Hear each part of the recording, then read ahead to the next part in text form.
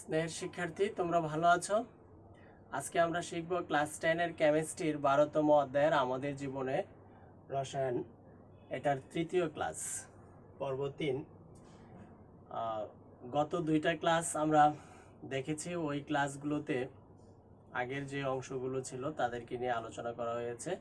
আজকে এই ক্লাসটাতে আমরা শিখব সাবান দ্বারা কাপড় পরিষ্কার হওয়ার কৌশল, কিভাবে কাপড়ের ময়লাটাকে সাবান পরিষ্কার করে, সাবান ও ডিটারজেন্টের পার্থক্য, অতিরিক্ত পরিষ্কারকের কুফল, মানে অতিরিক্ত যদি পরিষ্কারক সামগ্রী আমরা ব্যবহার করি তার যে ক্ষতিকর প্রভাব আছে সেই সম্পর্কে জানব।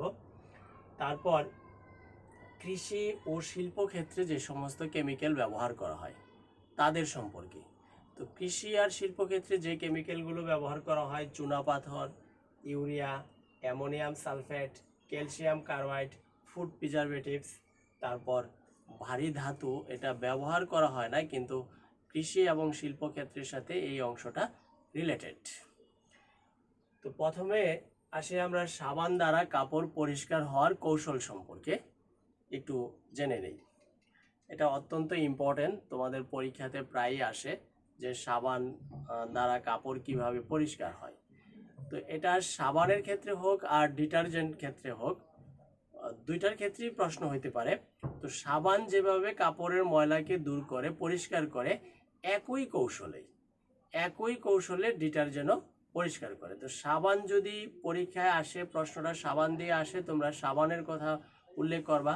আর পরীক্ষায় প্রশ্ন যদি ডিটারজেন্ট দিয়ে আসে তাহলে তোমরা ডিটারজেন্ট দিয়ে লিখবা। বাকি কাজটুকু একই রকম, কোনো ভিন্নতা নেই।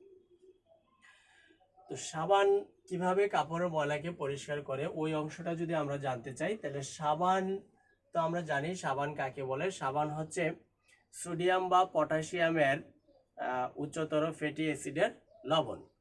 ফ্যাটি অ্যাসিডের সোডিয়াম বা পটাশিয়াম লবণকে সাবান বলে। তো সাবানের সংকেত যদি আমরা দেখি, সাবানের সংকেত হচ্ছে C17H35COO, এটা সাবানের সংকেত।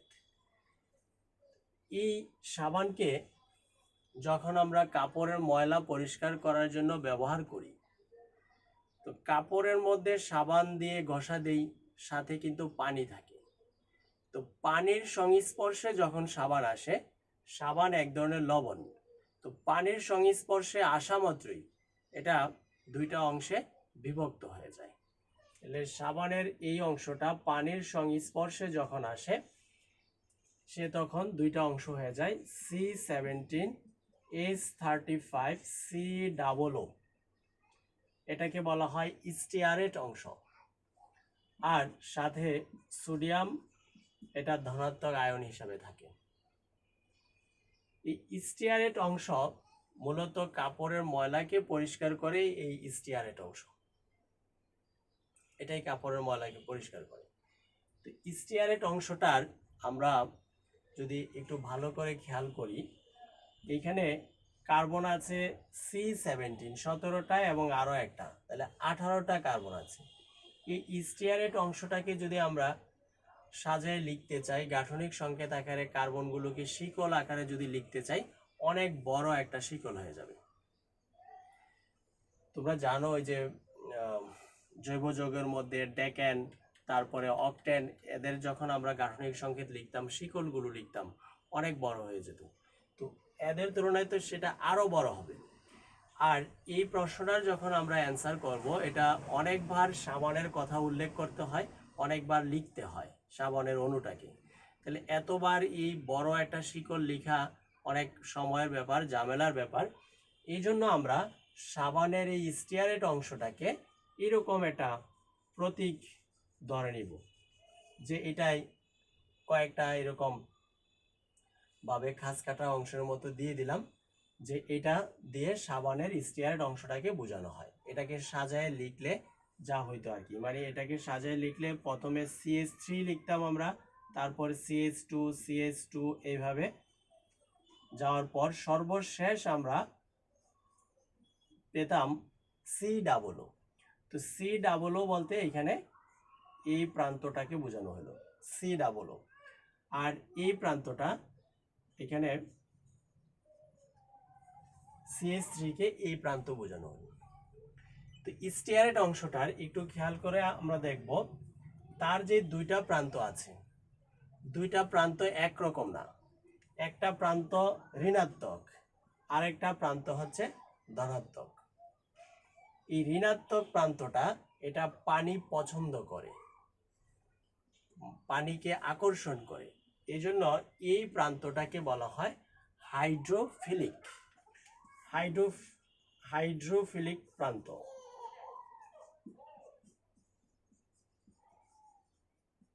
হাইড্রোফিলিক প্রান্ত।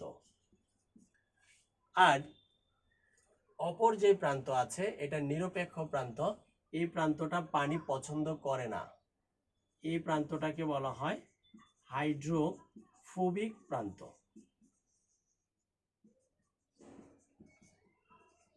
এই যে দুইটা আমরা ভিন্ন নাম দিলাম, এই নামগুলোর আবার সুন্দর ব্যাখ্যা আছে। হাইড্রো শব্দটা আসলে পানিকে বোঝানো হয়, যে ডিহাইড্রেশন, পানির শূন্যতা, হাইড্রোলাইসিস বিক্রিয়া মানে পানির বিশ্লেষণ বিক্রিয়া, এগুলো। তাহলে হাইড্রো বলতে পানি বোঝানো হয়। আর ফোবিক, ফোবিক শব্দটা এর আগেও তোমরা বিভিন্ন জায়গায় শুনে থাকবা। ফোবিক মানে ফোবিয়া। ফোবিয়া হচ্ছে এক ধরনের রোগ যেটা ভয় বোঝায়, আতঙ্ক বোঝায়। তাহলে সাবানের যে প্রান্তটা পানিকে অপছন্দ করে, পানি থেকে দূরে থাকতে চায়, ওই প্রান্তটাকে বলা হয় হাইড্রোফোবিক প্রান্ত। আর এখানেও ওই রকমই, হাইড্রো মানে পানি, আর ফিলিক অর্থাৎ আকর্ষিত হয়, আকর্ষণ করে। তাহলে যে প্রান্তটা পানি পছন্দ করে ওই প্রান্তটাকে বলা হয় হাইড্রোফিলিক প্রান্ত। ক্লিয়ার? এই হচ্ছে সাবানের স্টিয়ারিক অংশটাকে নিয়ে আমাদের কথা। এবার আমরা সাবানের যখন ব্যবহার করব, কাপড়ের ময়লাযুক্ত কাপড়ের মধ্যে মানে যেখানে ময়লা আছে, ময়লার সাথে এই সাবানের কিভাবে ইন্টারাকশন হয়, কি ঘটনা ঘটে, সেটা একটু খেয়াল করি, আমরা দেখি। তো একটা আমরা এখানে কাপড় আঁকার চেষ্টা করব, বোঝানোর চেষ্টা করব যে এটা একটা কাপড়, এগুলো সুতাকে আমরা বোঝাচ্ছি কাপড়ের। এই কালো অংশটা দিয়ে কাপড়ের মধ্যে ময়লা আটকে আছে সেটা বোঝাচ্ছি। তো ময়লা মানেই হচ্ছে তৈলাক্ত পদার্থ, তেল, গ্রিস, এগুলো মানে আমাদের এই যে জামা কাপড়, এগুলো ময়লা হওয়ার জন্য দায়ী হচ্ছে আমাদের শরীর থেকে তৈলাক্ত পদার্থ নিঃসৃত হয়। ওই তৈলাক্ত পদার্থগুলো জামা কাপড়ে যখন লাগে এবং তাদের সাথে যখন আবার ধুলাবালি আটকে যায়, মূলত ওইটাই হয়ে যায়, তখন কাপড় ময়লা হয়ে যায়। তো এখানে একটা কাপড়ের মধ্যে ময়লাকে আমরা বোঝানোর চেষ্টা করছি। তো এই কাপড়টাকে যখন আমরা পরিষ্কার করতে চাইব, সাবান দিলাম, আমরা সাবান দিলাম, পানি দিলাম, তাহলে সাবানের সংস্পর্শে এই ময়লাযুক্ত কাপড়টা আসলো। এবার খেয়াল করো, আমরা তো একটু আগেই দেখলাম সাবানের দুইটা প্রান্ত, একটা হাইড্রোফিলিক আর একটা হচ্ছে হাইড্রোফোবিক। তাহলে এখন সাবানের কোন প্রান্তটা এই ময়লার মধ্যে আসবে? অবশ্যই হাইড্রোফোবিক, কারণ সে পানি পছন্দ করে না, পানি থেকে দূরে সরে থাকতে চায়। কিন্তু যে পানি পছন্দ করে না সে আবার ময়লার মধ্যে, তেল, গ্রিস, এদের মধ্যে দ্রবীভূত হয়ে যায়, আটকে যায়। তাহলে সাবানের যে অণুটাকে আমরা বুঝাইতে চাইলাম, এই অংশটা এই তেলের বা ময়লার মধ্যে আটকিয়ে গেল, আর যেই অপর যে প্রান্তটা হাইড্রোফিলিক প্রান্ত, এই হাইড্রোফিলিক প্রান্তটা বাইরের দিকে থাকবে। এখানে একটা ব্যাপার হচ্ছে, আমরা যখন সাবান দিয়ে ময়লা কাপড় পরিষ্কার করতে চাই, তো সাবানের তো আর একটা অণু আমরা এখানে দেই না। একটা সাবান দিয়ে যখন ময়লাযুক্ত কাপড়কে আমরা ঘষা দিই, অসংখ্য কোটি কোটি অণু, সাবানের কোটি কোটি অণু ওই ময়লাযুক্ত কাপড়ের সাথে আটকে যায়। তাহলে এখানে অসংখ্য অণু আছে। তো আমরা আরো কয়েকটা অণুকে যদি এই জায়গায় দেখাই এরকম ভাবে, তাহলে প্রত্যেকের হাইড্রোফিলিক যে প্রান্ত আছে সাবানের, এই হাইড্রোফিলিক প্রান্তগুলো বাইরের দিকে থাকবে। হাইড্রোফিলিক প্রান্তগুলো বাইরের দিকে আছে। এখানে খেয়াল করো, এই যে হাইড্রোফিলিক প্রান্তগুলো বাইরের দিকে আছে, তাদের সাথে আবার যুক্ত হবে পানি। এই গোল এদেরকে আমরা পানির অণু বুঝাইতে চাইলাম। এগুলো হচ্ছে পানি, প্রত্যেকটা পানি। এই অবস্থায় খেয়াল করো, সাবানের অণুটার একটা প্রান্ত ময়লার মধ্যে আটকে আছে দ্রবীভূত অবস্থায়, ভিতরে ঢুকে আছে। আরেকটা প্রান্তর সাথে পানির এদিকে আকর্ষণ হচ্ছে, এই প্রান্তের সাথে, হাইড্রোফিলিক প্রান্তের সাথে। তখন আমরা যদি কাপড় কাচি বা ঘষা দেই, মোচড়াই, এই সাবানের অণুগুলোর মধ্যে টান লাগে, পানির প্রবাহের কারণেও টান লাগে, আমাদের বল প্রয়োগের কারণেও টান লাগে। তো সাবানের অণুগুলোর মধ্যে যখন টান লাগবে, সেই টানটা পরবর্তীতে লাগতেছে ময়লার মধ্যে। ময়লা তখন কাপড় থেকে আলাদা হয়ে বের হয়ে আসবে। বের যখন হয়ে যাবে, তখন কাপড়টা ময়লা মুক্ত হয়ে যাবে, কাপড়টা পরিষ্কার হয়ে যাবে। তাহলে পরবর্তী চিত্রটা হচ্ছে এরকম, যে ময়লা এখান থেকে বের হয়ে আসলো,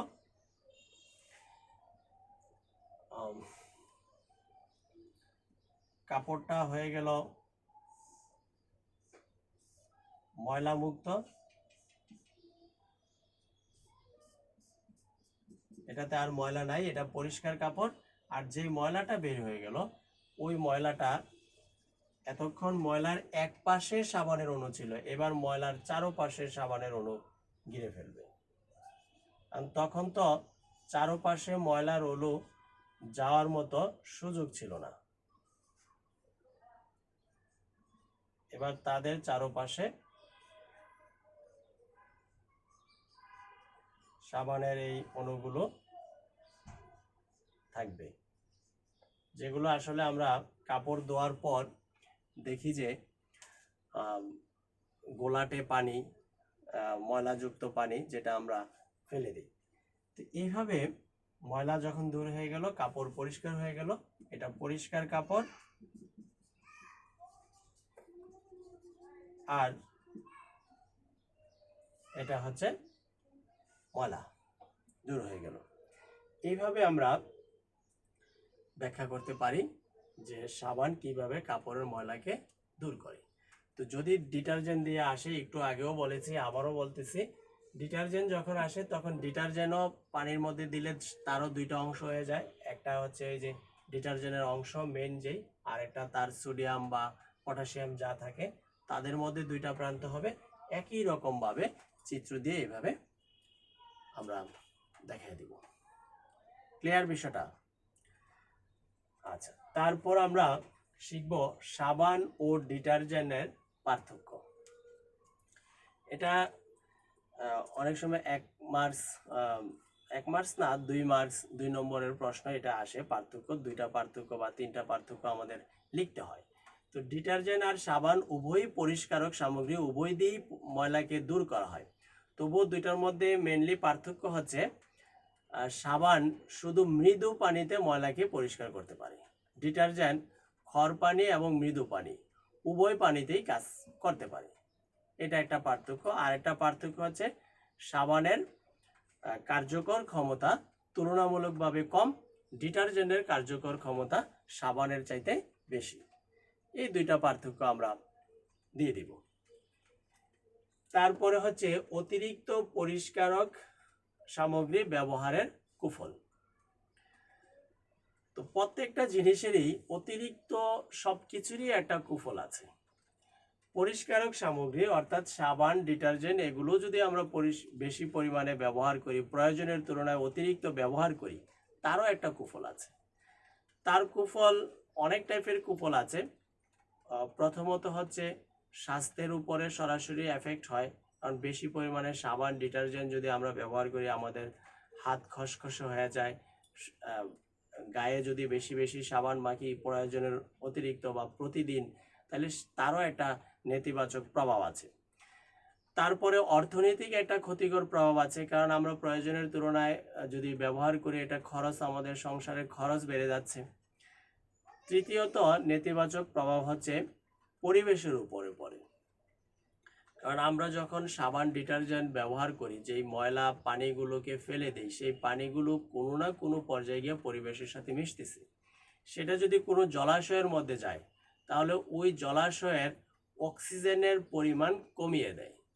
অক্সিজেনের পরিমাণ যদি কমিয়ে দেয় তো সেই ক্ষেত্রে ওই জলজ যে প্রাণীগুলো আছে তাদের অক্সিজেন শোষণ ক্ষমতা, ওরা পর্যাপ্ত পরিমাণে অক্সিজেন পাবে না, অক্সিজেনের অভাবে তারা মারা যাবে।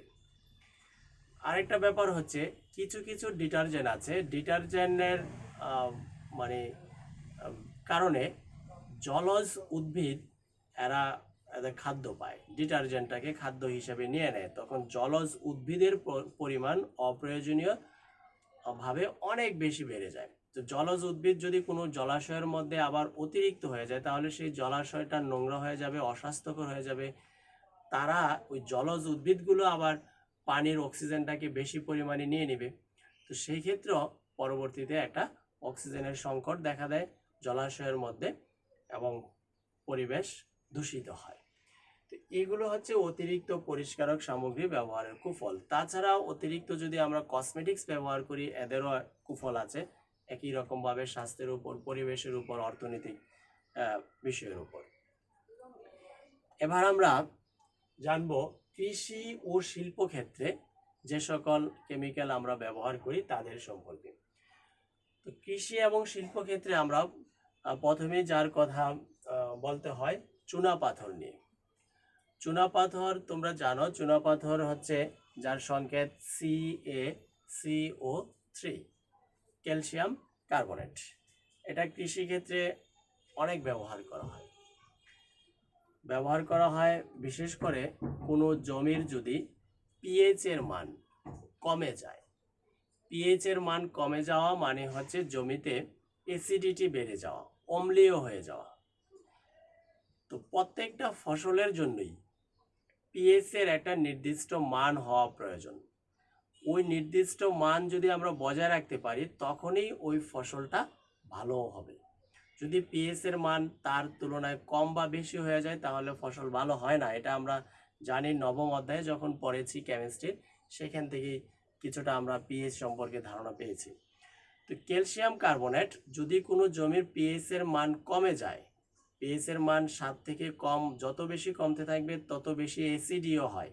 তো কোনো জমির অথবা কোনো পুকুরের, মাছ চাষ করার ক্ষেত্রে কোনো পুকুরের যদি অ্যাসিডিটি বেড়ে যায়, অর্থাৎ পিএইচ এর মান কমে যায়, তখন আমরা তার পিএইচ এর মানটাকে বাড়ানোর জন্য, নির্দিষ্ট আমাদের প্রত্যাশিত লেভেলে আনার জন্য ক্যালসিয়াম কার্বনেট ব্যবহার করি, চুনাপাথর ব্যবহার করি। তাহলে চুনাপাথর কিভাবে পিএইচ এর মানটাকে কমিয়ে দেয় আমরা ওইটা একটু দেখি। ক্যালসিয়াম কার্বনেট পিএইচ এর মানকে কমায়। পিএইচ মূলত হচ্ছে, একটু আগেও বললাম, মূলত হচ্ছে অ্যাসিড। অ্যাসিড মানে হচ্ছে proton, H+। H+ calcium carbonate প্রয়োগ করার ফলে এই ক্যালসিয়াম এটার সাথে বিক্রিয়া করে, ক্যালসিয়াম কার্বনেট প্রোটনের সাথে বিক্রিয়া করে, সেই ক্ষেত্রে তৈরি করে ক্যালসিয়াম হাইড্রোক্সাইড আর কার্বন ডাইঅক্সাইড এবং পানি। এই যৌগগুলো বা ক্যালসিয়াম হাইড্রোক্সাইড, আবার এখানে ক্যালসিয়াম হাইড্রোক্সাইড না দেখে আমরা ক্যালসিয়াম শুধু আয়নের কথা বলতে পারি, ক্যালসিয়াম 2+, ক্যালসিয়াম কার্বন ডাইঅক্সাইড এবং পানি, এগুলো তৈরি হয়। ক্যালসিয়াম এখানে অন্য যদি যা থাকে সেটার সাথে লবণ তৈরি হয়। অ্যাসিডের যেই অংশটা থাকে সেটা সালফিউরিক অ্যাসিড, হাইড্রোক্লোরিক অ্যাসিড ইত্যাদি বিভিন্ন অ্যাসিডের আবার ধরন আছে, সেই অনুসারে ক্যালসিয়ামের লবণ তৈরি হয়। তো এটা ক্যালসিয়াম আয়ন অবশ্যই হবে আর লবণটা সেই অনুসারে তৈরি হবে। এক্ষেত্রে আমরা দেখি যে লবণের কারণে ওই জমির পিএইচ এর মান মানে হাইড্রোজেন আয়নের মান কমে যাচ্ছে, মানে দ্রবীভূত হয়ে যাচ্ছে। তো দ্রবীভূত হয়ে যাওয়ার কারণে সেই ক্ষেত্রে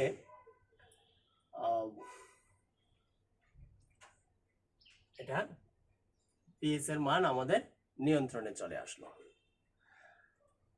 আচ্ছা, তারপরে এভাবে আমরা পুকুর বলো বা জমি বলো তাদের পিএইচ এর মান কমিয়ে দিতে পারি। তারপর ইউরিয়া, জমিতে আমরা যেটা অনেক বেশি বেশি ব্যবহার করি, ইউরিয়া সার। এই ইউরিয়া কিভাবে তৈরি করা হয়? ইউরিয়া তৈরি করার জন্য অ্যামোনিয়া আর কার্বন ডাই অক্সাইড এদের বিক্রিয়া ঘটানো হয়। কার্বন ডাই অক্সাইডের সাথে অ্যামোনিয়া বিক্রিয়া করে তৈরি হয় COO(NH4), এইখানেও NH2। এই যৌগটার নাম হচ্ছে অ্যামোনিয়াম কার্বামেট।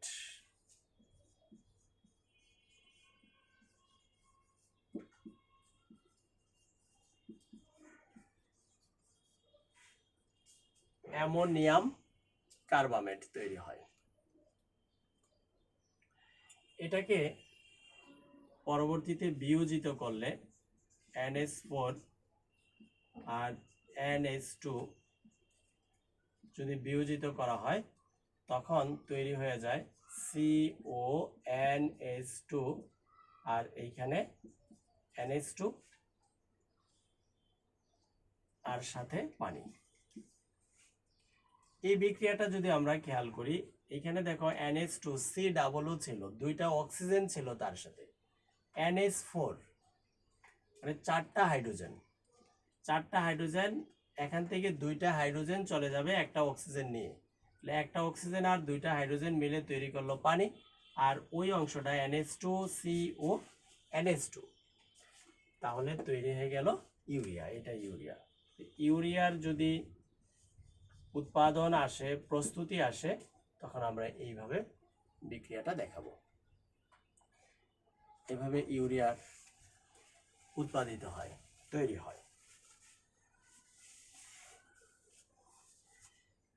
তারপরে ইউরিয়া যে উদ্ভিদ শোষণ করে ওই অংশটা যদি আমরা দেখি, তোমরা জানো ইউরিয়া সার উদ্ভিদের জন্য অত্যন্ত ইম্পর্টেন্ট একটা সার। উদ্ভিদ তার বৃদ্ধির জন্য অথবা প্রয়োজনীয় অনেক পুষ্টি উপাদান পাওয়ার জন্য নাইট্রোজেন প্রয়োজন হয়। ওই নাইট্রোজেনের মেইন যোগান হচ্ছে ইউরিয়া থেকে আসে, ইউরিয়া সার থেকে আসে। তো ইউরিয়া উদ্ভিদ, আমাদের বাতাসের মতো প্রচুর পরিমাণে নাইট্রোজেন আছে, কিন্তু উদ্ভিদ কখনো বাতাসের নাইট্রোজেনকে সরাসরি গ্রহণ করতে পারে না। সে মূল রোমের সাহায্যে নাইট্রোজেনের যৌগকে গ্রহণ করে বা আয়নকে গ্রহণ করে তার সেই চাহিদাটাকে পূরণ করে। তো এই ক্ষেত্রে ইউরিয়া সেই চাহিদাটাকে যোগান দেয়। কিভাবে হয় সেটা, যে ইউরিয়ার সার সাদা সাদা দানাদার পদার্থ, এটা উদ্ভিদের মধ্যে বা জমির, উদ্ভিদের গোড়ার মধ্যে বা জমির মধ্যে ছিটাইয়া দেওয়া হয়। তো ওই ইউরিয়া সারগুলো মাটির মধ্যে ইউরিয়াস এনজাইম নামক একটা পদার্থ আছে। ইউরিয়াস এনজাইম ওই পদার্থের মাধ্যমে ইউরিয়ার সারটা বিয়োজিত হয়ে যায়। বিয়োজিত হয়ে সেই ক্ষেত্রে অ্যামোনিয়াম আয়ন তৈরি হয়, কার্বন ডাই অক্সাইড গ্যাস তৈরি হয়। তাহলে শোষণের প্রক্রিয়াটা আমরা যদি দেখি, NH2CO NH2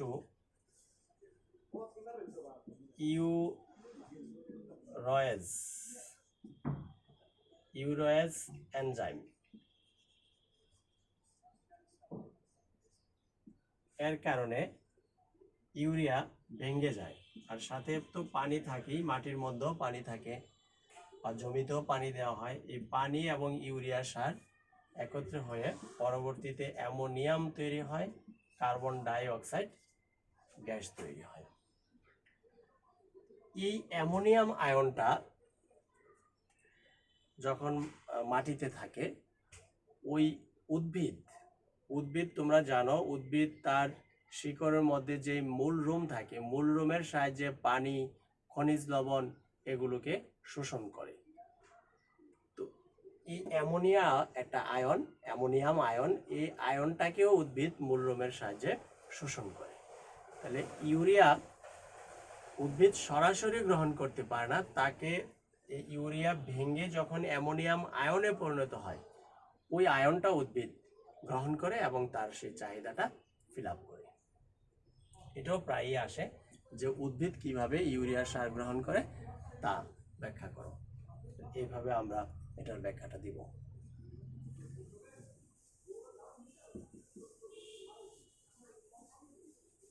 তারপরে আসি আমরা অ্যামোনিয়াম সালফেট।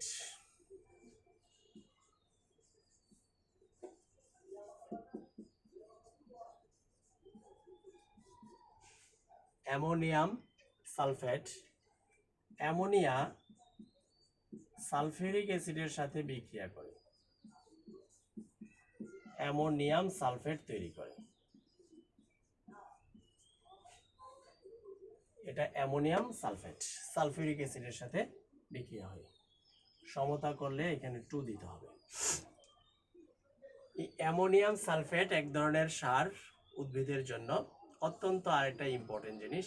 এই অ্যামোনিয়াম সালফেট যখন আমরা জমিতে দেই, তখন এটার থেকেও উদ্ভিদ নাইট্রোজেন পায়। ওই একই রকমের অ্যামোনিয়ামও এখানে আয়নিত হয়ে যায়, সালফেট আয়নিত হয়ে যায়, এবং তার থেকে সালফেট থেকে সালফার, প্রয়োজনীয় সালফার পাচ্ছে আর অ্যামোনিয়াম পাচ্ছে।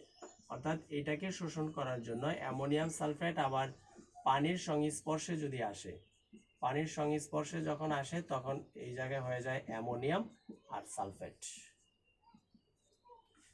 এই আয়নগুলোকে উদ্ভিদ মূলরুমের সাহায্যে শোষণ করে এবং তার চাহিদা পূরণ করে। ক্লিয়ার? তারপর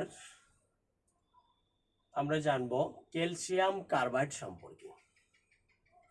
ক্যালসিয়াম কার্বাইড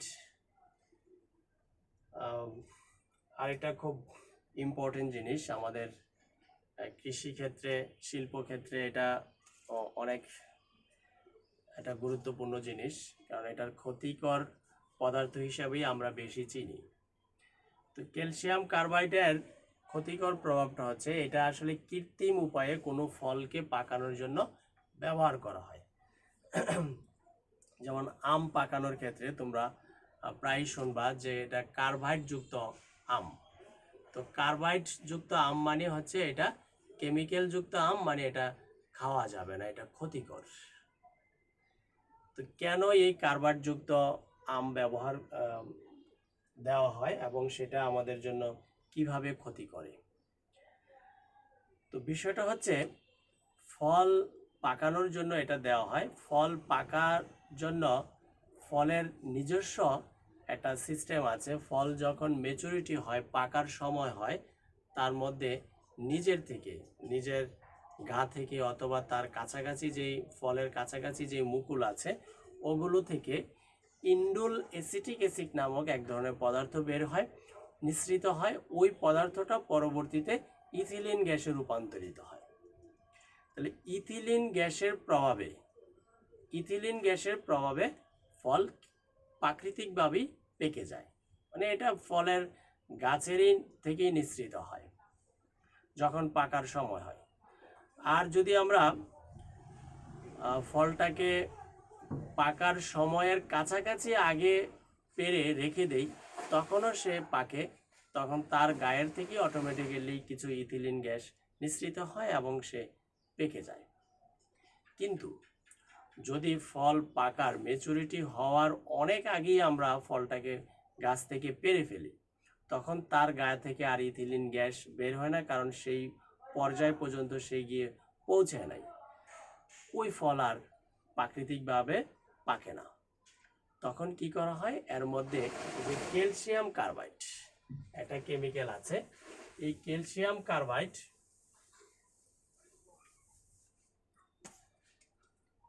ক্যালসিয়াম কার্বাইড, যার সংকেত হচ্ছে CaC2। এই কেমিক্যালটা ফলের গায়ের মধ্যে যদি দেওয়া হয় পানি মিশ্রিত করে, তখন এই জায়গায় একটা বিক্রিয়া করে তৈরি হয় CH ত্রিবন্ধন CH, যার নাম হচ্ছে এসিটিলিন, আর সাথে তৈরি হয় ক্যালসিয়াম হাইড্রোক্সাইড।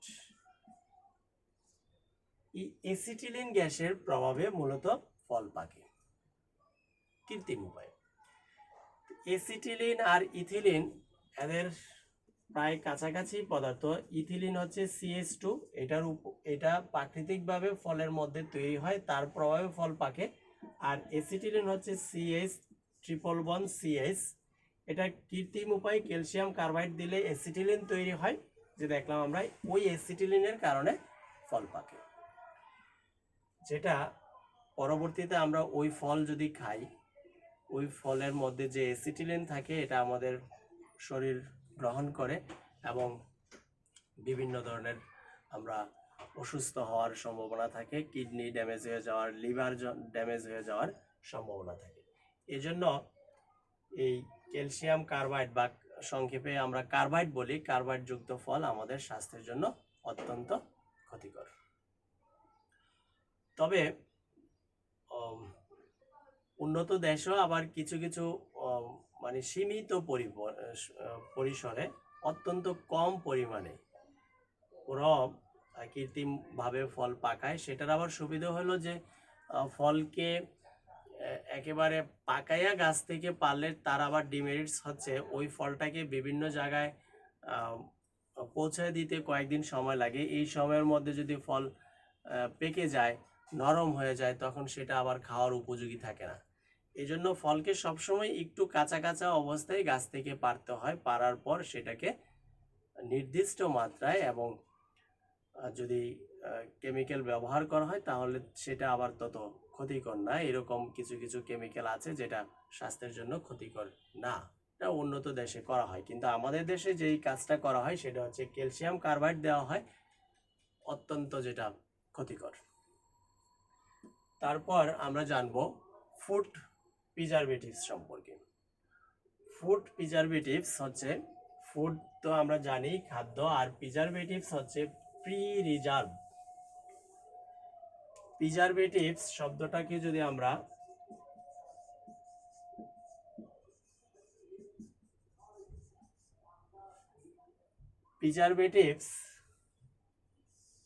এই শব্দটাকে যদি আমরা বিশ্লেষণ করি, প্রি কথাটা হচ্ছে পূর্বে, আর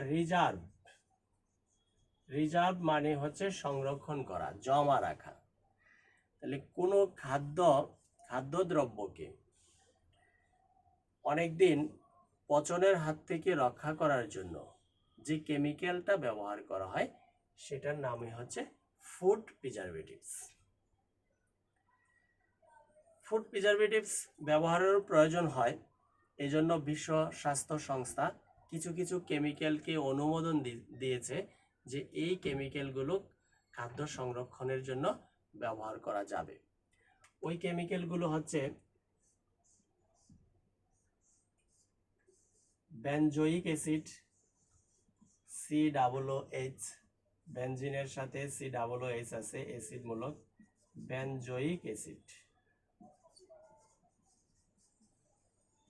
তারপর এই অ্যাসিডের থেকে যদি হাইড্রোজেনটাকে সোডিয়াম দ্বারা অপসারণ করা হয় তখন তার নাম হয়ে যায় সোডিয়াম বেনজয়েট।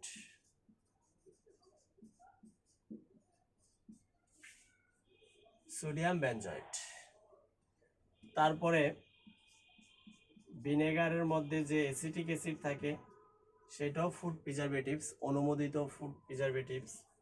সোডিয়াম ক্লোরাইড, লবণ দিয়েও অনেক খাদ্যকে জমা রাখা যায়, তোমরা জানো, যেমন বিভিন্ন শুটকি, বিশেষ করে ইলিশের শুটকি, সেটাকে এই লবণ দিয়ে সংরক্ষণ করা হয়। তারপর গুড়, চিনি, এগুলো দিয়েও অনেক খাদ্যকে সংরক্ষণ করা যায়। তাহলে এগুলো হচ্ছে অনুমোদিত ফুড প্রিজারভেটিভস। আর যেমন ফরমালিন, এই সমস্ত পদার্থগুলো দিলেও খাদ্য অনেকদিন পচবে না, কিন্তু সেটা অনুমোদিত না। ফরমালিন অন্য কাজে ব্যবহারের জন্য, এটাকে খাদ্য সংরক্ষণের জন্য না। আচ্ছা, আমরা সর্বশেষ যেই পয়েন্টসটা শিখব সেটা হচ্ছে ভারী ধাতু সম্পর্কে। ভারী কথাটা থেকেই বোঝা যাচ্ছে যে ভারী এবং ধাতব পদার্থ। শিল্প কারখানা থেকে কিছু কিছু পদার্থ, বিশেষ করে ধাতব পদার্থ বের হয় শিল্প কারখানা। তোমরা দেখেছ শিল্প কারখানা থেকে যে পানি, কালো পানি অনেক সময় বের হয়। সেই পানিগুলোর মধ্যে বিভিন্ন ধরনের বিষাক্ত পদার্থ থাকে। এগুলোকে যদি শিল্প কারখানা পরিশোধন না করে পরিবেশের মধ্যে ছেড়ে দেয়, এগুলো পরিবেশে ছড়িয়ে যায় এবং খুবই ক্ষতি করে। তো ওই রকমই কিছু পদার্থ আছে, যেমন ক্রোমিয়াম, ক্যাডমিয়াম, লেড, মার্কারি। এই পদার্থগুলোকে বলা হয় ভারী ধাতু এবং তারা পরিবেশের জন্য অত্যন্ত ক্ষতিকর। এগুলো যদি পরিবেশে যায়, উদ্ভিদ তাদেরকে শোষণ করে। ওই উদ্ভিদ যদি শাকসবজি এগুলো যদি আমরা খাই, ফসলগুলো যদি আমরা খাই, আমাদের শরীরের মধ্যে এই ধাতুগুলো চলে আসে। তখন আমাদের বিভিন্ন ধরনের অসুস্থ হওয়ার সম্ভাবনা থাকে। আমরা যদি এগুলোকে পানির সাথে খাই, আমাদের সমস্যা হবে। এই ধাতুগুলোকে শিল্প কারখানার যে মালিক বা শিল্প কারখানার উচিত এগুলোকে পরিশোধন করে, এগুলো যাতে পরিবেশে না ছড়ায়, এদের ওইখানে আটকে রেখে যেই সমস্ত বর্জ্য পদার্থগুলো পরিবেশের জন্য ক্ষতি করবে না, তাদেরকে পরিবেশে ছেড়ে দেওয়া। এখন এই কাজটুকু শিল্প কারখানার মালিক তারা কতটুকু করতেছে, এটা হচ্ছে দেখার বিষয়। এই ভারী ধাতু অত্যন্ত যৌথে ক্ষতিকর। আমরা এটা যত আমাদের পরিবেশে কম ছড়ায়, আমরা ওই ব্যাপারে সচেতন হওয়ার চেষ্টা করব। শিল্প কারখানায় যদি আমরা কখনো চাকরি করি বা সুযোগ থাকে এগুলোকে নির্গত হওয়া কমানোর, সেই বিষয়টা আমাদের খেয়াল রাখতে হবে পরিবেশের জন্য, যাতে এটা অত্যন্ত ক্ষতিকর না হয়। তো এই ছিল আমাদের আজকের আলোচনার বিষয়। এই চ্যাপ্টারের মধ্যে যা যা আলোচনার করার প্রয়োজন ছিল আমরা আলোচনা করেছি। তো আশা করি তোমাদের ভালো লাগবে। আর এতক্ষণ মনোযোগ দিয়ে ক্লাসটা দেখার জন্য ধন্যবাদ সবাইকে।